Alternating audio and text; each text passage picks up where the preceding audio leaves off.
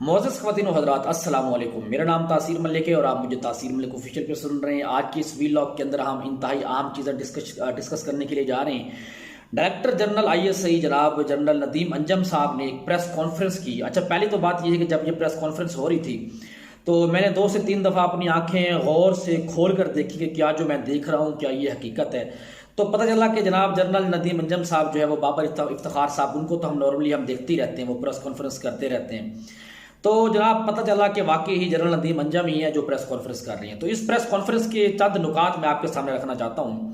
इससे पहले कि मैं अपनी बात को आगे बढ़ाऊं, आप सबसे गुजारिश है कि मेरे इस चैनल को लाइक करें, सब्सक्राइब करें और बेल आइकॉन लाजमी प्रेस करें। आज जनाब director general ISI general Nadeem Anjum साहब ने प्रेस कॉन्फ्रेंस की जनाब, और जनाब जनरल बाबर इफ्तिखार साहब जो डायरेक्टर जनरल ISPR हैं और वो भी उनके हमरा थे। इस प्रेस कॉन्फ्रेंस के अंदर जो है, पहली बात तो ये है कि पाकिस्तान के अंदर कभी शादो नादर ही ऐसा हुआ कि ख़वातीन व हज़रात के पाकिस्तान का मिलिट्री एस्टेब्लिशमेंट का सरबराह डायरेक्टर जनरल ISI आकर प्रेस कॉन्फ्रेंस करे। और प्रेस कॉन्फ्रेंस का जो सब्जेक्ट टू टॉक है, ये सब्जेक्ट टू टॉक मुझे सुनकर कुछ थोड़ा सा अजीब लगा बीइंग अ पाकिस्तानी, कि जो आपका सब्जेक्ट टू टॉक था वो आपका सब्जेक्ट टू टॉक कम, आपकी जो पॉलिसी मैटर जो आप बयान देना चाह रहे थे, जो अपने हवाले से क्लैरिफिकेशन देना चाह रहे थे, वो कम लग रहा था। बल्कि ये जो सब्जेक्ट टू टॉक था ये एक पॉलिटिकल आपकी जबान के अंदर एक पॉलिटिकल लुकरत नजर आ रही थी। जैसे पॉलिटिकल लीडर्स प्रेस कॉन्फ्रेंस करते हैं, वो एक दूसरे के ऊपर पॉलिटिकली कंप्लीमेंट करते हैं, तो आप भी जो डायरेक्टर जनरल ISI हैं वो भी इस सब्जेक्ट टू टॉक को पीछे छोड़कर पॉलिटिकल लाइन और लेंथ पर निकले और उन्होंने पाकिस्तान तहरीक इंसाफ को एक बड़ा जबरदस्त और मैसिवली हदफ का निशाना बनाया है। और चेयरमैन पाकिस्तान तहरीक इंसाफ इमरान खान साहब को जो है वो हदफ का निशाना बनाया है।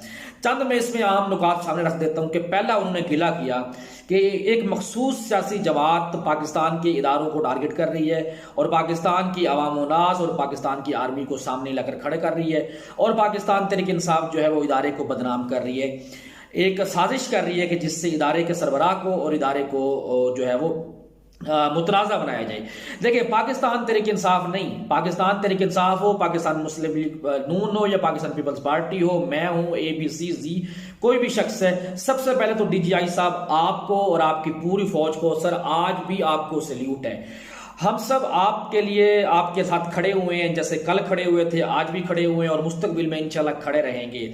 आप शायद हम सबसे ज्यादा इस पाकिस्तान को जिन लोगों की जरूरत है वो आपकी है। आप वही वो हमारे मुहाफिज हो जो सरहदों पर जाकर जंग लड़ते हो और हम यहाँ पर चैन और सुकून से सोते हैं। तो DG ISPR साहब और DG ISI साहब जो आपने प्रेस कॉन्फ्रेंस की, इसमें देखें पाकिस्तान की फौज से कोई भी नफरत नहीं करता, पाकिस्तान की फौज से कोई भी जो है वो इंतहा की हद तक उनके खिलाफ बात करने के लिए तैयार नहीं है। हाँ, with the passage of time नुक्ताचीनी पॉलिसीज पर होती रहती है। ये आप ही हो जिनके हक में पाकिस्तान के लोग ट्रेंड चलाते थे। जब कोई भी कुत्ता बिल्ला, कोई भी ऐरा गैरा आपके हवाले से कोई बात करता था तो पाकिस्तान के यही लोग आपके हवाले से आपके लिए टॉप ट्रेंड क्रिएट करते थे, आपके लिए दिलो जान के साथ आपके साथ खड़े हो जाते थे। आपकी कभी ये नौबत ही नहीं आई थी कि आप प्रेस कॉन्फ्रेंस करके आप अपनी सफाई देंगे और आप ये कहेंगे कि हम गद्दार वतन नहीं है। आप तो गद्दार वतन नहीं है, आप हमारे सर का ताज हैं। लेकिन आप ये सोचें कि आप वही लोग हैं जिनसे पाकिस्तान के लोग प्यार करते थे और आप वही लोग हैं। आज इस बात को आपने एक्सेप्ट करना है कि जो लोग आपके खिलाफ बात कर रहे हैं वो पाकिस्तान आर्मी के खिलाफ नहीं बात कर रहे, ना किसी फर्द वाहिद के खिलाफ बात कर रहे हैं, ना किसी शख्स के बारे में बात कर रहे हैं। वो आपके एक इंस्टेंट पॉलिटिकल कैरेक्टर के बारे में बात कर रहे हैं या आपके इंस्टेंट जो आपका एस्टेब्लिशमेंट का कैरेक्टर है उससे हवाले से बात कर रहे हैं। न ज़बान खल्क को नकारा खुदा समझे। ये बात आपको अंडरस्टैंड करनी है कि आज से पहले जितनी भी आप पर तनकीद होती रही है, आप कभी भी प्रेस कॉन्फ्रेंस करने नहीं आए। तो आपकी ये प्रेस कॉन्फ्रेंस साबित करती है ये जो आपके आज आपको जो चीजें नुक्ताचीनी के तौर पर आपके खिलाफ नजर आ रही हैं, ये एक ऑर्गेनिक ट्रेंड्स हैं जो आपके हवाले से अवाम उन्नास अपनी राय का इजहार कर रही है। और यह राय इतनी ही है कि आप चोरों, डकैतों और करप्ट माफिया जिनके बारे में आपने बताया है उनको आप एक सपोर्ट देने के लिए आप उनके साथ खड़े हुए हैं और आप जो है इनका रास्ता रोक सकते थे। अवाम उन्नास ये समझती है कि जिन लोगों के बारे में आपने हमें टीच एंड ट्रेन किया और आपने हमें गाइड किया, आपने उनका रास्ता नहीं रोका। आपने अरशद शरीफ के बारे में बात की कि अरशद शरीफ के मामले पर पाकिस्तान की जो आर्मी है उसको मुलविस करने की कोशिश की जा रही है। कोई भी मुहिब्बे वतन पाकिस्तानी अपनी पाकिस्तान की आर्मी को इस वाकये के साथ नहीं जोड़ता। पाकिस्तान के लोगों को आपसे इस मैटर पर एक गिला है, वो ये गिला है, प्लीज आप उस स्पेसिफिक बात को अंडरस्टैंड करने की कोशिश करें। वो स्पेसिफिक गिला सिर्फ यही है कि एक शख्स जो आपके साथ इतना करीब था, जो आप शख्स आपके लिए इतनी हद तक जाकर खतरनाक से खतरनाक हालात के अंदर जाकर आपके लिए रिपोर्टिंग करता था, आप कम से कम उसको सेव कर सकते थे। क्या आप फिर आप जवाब दे रहे हैं मीडिया के सवालों के कि पाकिस्तान के एस्टेब्लिशमेंट के साथ उनके राब्ते थे और उनको किसी भी लिहाज से कोई थ्रेट नहीं था। अगर उनको थ्रेट होता तो हमारी इल्म में होता। तो आपको जो चीज जिनके आप एविडेंसेस नहीं है, आप उनके हवाले से बात कर रहे हैं। क्या ये बात आपके इल्म में नहीं है कि अरशद शरीफ के ऊपर FIR काटी गई? तो वो जब FIR काटी जा रही थी तो पब्लिक सिर्फ और सिर्फ आपसे इस बात पे गुस्से है, आपसे पूछ रही है कि आपकी डिग्निटी और इंटेग्रिटी को प्रोटेक्ट करने वाले शख्स पर जब FIR काटी जा रही थी तो आपने उन FIR को क्यों नहीं रोका? अगली बात जो आपने डिस्कशन की, आपने कहा कि इमरान खान साहब जो है वो बंद कमरों के अंदर आपसे मिलते रहे और अब आपने चूंकि फैसला कर लिया है कि आप गैर सियासी रहेंगे। आपकी यहां पर बात एक बात, अगर आप न्यूट्रल अब आप हो गए हैं और आप जनाब आपने फैसला कर लिया कि आप गैर सियासी हो गए हैं, तो एक बात तो तय है कि गैर सियासी आज से आप हो रहे हैं, इससे पहले सियासी नहीं थे। और इससे पहले कितनी ही दफा फौज ने आकर ऐलान किया कि हम गैर सियासी हो रहे हो चुके हैं। तो आज आपको फिर दोबारा ये सफाई देने की क्या जरूरत पड़ी कि आप गैर सियासी हो गए? मेरा तीसरा सवाल, जब आपने इमरान खान साहब के बारे में बात की कि खान साहब जो है वह बंद कमरों में आकर भी मिलते हैं, उसी सिपा सलार की तारीफ भी करते हैं और फिर उनको न्यूट्रल का खिताब भी देते हैं, उनको गद्दार भी समझते हैं। गद्दार तो किसी ने भी नहीं समझा। गद्दार कौन कह रहा है? कहा सिर्फ इतना जा रहा है कि पाकिस्तान की उस वक्त जो क्रेडिबिलिटी थी पाकिस्तान की, उसको लेट डाउन करने में जो इस इंपोर्टेड सरकार का हाथ है, अगर इन लोगों को आप सपोर्ट ना करते और आप लोग इनका रास्ता रोकते तो पाकिस्तान का आज का जो मुश्किल जो इकोनॉमिक स्टेटस है, जो पाकिस्तान के आज मुआशी आशारी हैं, पाकिस्तान सियासी तौर पर इतना नीचे ना जाता, पाकिस्तान समाजी तौर पर इतना नीचे ना जाता, पाकिस्तान के दुनिया में खदोखाल आज चेंज होते, खारजा पर पाकिस्तान की रिस्पेक्ट एक थी और रिस्पेक्ट और डिग्निटी इंटेग्रिटी बरकरार रहती। और अब आप जब कहते हैं कि हम गैर सियासी हो चुके हैं और आप बंद कमरों में मुलाकातों का अगर कह रहे हैं, अगर DGISI साहब अगर बंद कमरों की मुलाकातों का तस्करा जाएगा तो फिर बंद कमरों की मुलाकातों का हाल अहवाल तो खान साहब के पास भी है। सोच अगर वो आकर ऐसे प्रेस कॉन्फ्रेंस कर दें और बंद कमरों के हाल अहवाल जारी कर दें तो फिर आप उस पर क्या जवाब देंगे? मेरा चौथा सवाल, अगर आप बतौर DGISI आप ये भी बताना पसंद करते तो ज्यादा अच्छा होता कि बज़ाहिर आप तो गैर सियासी हो चुके हैं और आपके नजर में अगर इमरान खान साहब आपको बंद कमरों में जाकर मिले हैं तो खान साहब तो चलो ऐसे ही, लेकिन आप वहां पर क्या कर रहे थे? आप तो कौम को बताएं कि आप बंद कमरों में खान साहब से क्यों मिल रहे थे, हालांकि आप तो गैर सियासी हो चुके हैं। मेरा पांचवा सवाल DGISI साहब से जो है वो बड़ा सिंपल सा सवाल है, क्या आपका हक बनता है जैसे वकील अपने राइट्स को प्रोटेक्ट करने के लिए उनको अपना स्टेटमेंट देने का हक है, आपका है, जैसे टीचर्स को अपने राइट्स को प्रोटेक्ट करने के लिए अपना स्टेटस देने का राइट है, आपको भी है, जैसे एक आम पॉलिटिशियन को जो है वो अपना नुक्ता नजर सामने रखने के लिए उसको जो आईन इजाजत देता है, आपका भी ये राइट है।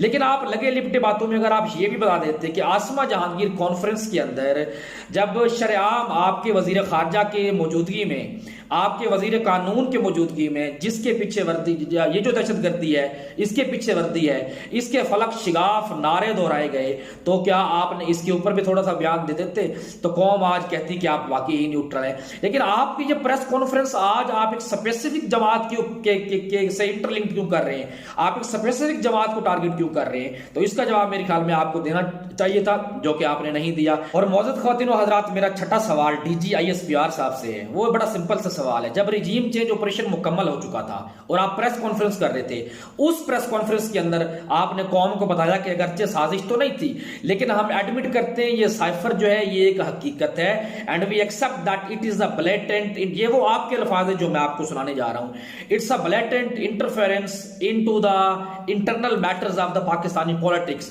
तो हम इसकी इजाजत कभी नहीं देंगे।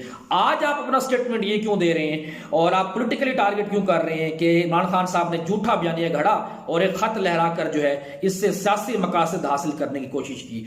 आप तो गैर सियासी हैं, तो फिर आप पॉलिटिक्स की बात क्यों कर रहे हैं? आप अपना मुद्दा बयान करें और कौम को आपकी बात समझ आएगी। अगर आएगी तो आपके साथ लबैक कहेगी, अगर आपकी बात समझ नहीं आएगी तो कौम उसके ऊपर आपको जवाब देगी। सिंपल सी बात है। कौम पाकिस्तानी फौज के साथ कल भी खड़ी थी, आज भी खड़ी है और इंशाल्लाह खड़े रहेगी। ये वो कौम है जो आपको कभी नीचा नहीं झुकने देगी। आपको डिसाइड करना है कि कौम जो कुछ आपसे एक्सपेक्ट कर रही है उसके मुताबिक आपको अपना कौन सा कैरेक्टर अपनाना है। आपने अपने आप को कौम के मुताबिक किस तरीके से ढालना है, ये आप पे के ऊपर डिपेंड करता है कि आप अपनी डिग्निटी इंटेग्रिटी को कौम के सामने कैसे बहाल करते हैं। आपने बात की, मेरा जो 7वां सवाल है वो DGISI से ये है कि आपने कहा कि पाकिस्तान के अंदरूनी खलफशारों की वजह से पाकिस्तान जो है वो 2 लाख हुआ, मुल्क टूटा।